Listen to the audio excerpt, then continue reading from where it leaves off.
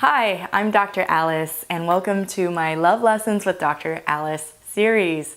I'm really excited to talk to you today about my own experience getting back into the dating scene after being in a 4-year relationship. So, as you remember from maybe my last episode, if you watched it, I was talking about how I got out of a 4-year relationship.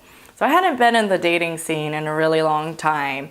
And before, I did meet my last boyfriend on OkCupid, but that was back in the day where you typed out messages on your computer. There was none of this swiping business. So getting back into the dating scene was this whole other ball game of all the swiping and all these apps. And I eventually learned how to navigate through it. But the main thing that I wanted to tell you about in this lesson today is how dating in my 30s was just way more fun compared to my 20s. And what was different is that I actually focused on my way of being on the dates versus whether or not he's checking all my boxes.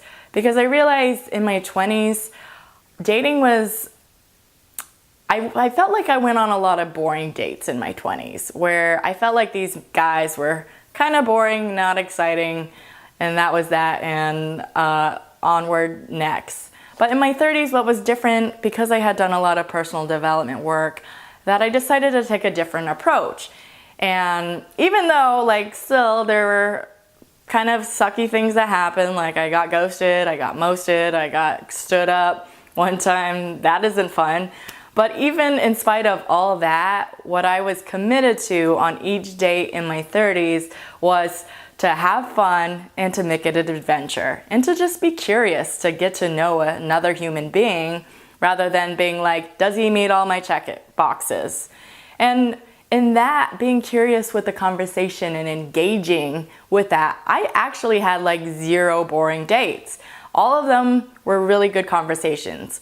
Now, technically, I would not say that I was attracted to every single one that I went out with, but I can honestly say that I enjoyed every single conversation that I had with maybe a little more than a dozen guys that I went out with over the course of my dating period of being back on the market with all the apps and the swiping and all of that. And I know sometimes that can be a little kind of not so fun and a little daunting for some people, but really if you have the right attitude and the right mindset, you can really have a good time, enjoy yourself. You imagine if you are never going to meet that person again in your life. So this is your opportunity to know someone on a different level, and maybe they might tell you something really fascinating, maybe not, but regardless, you can be the exciting one. You can be the interesting one. You can make the conversation and direct it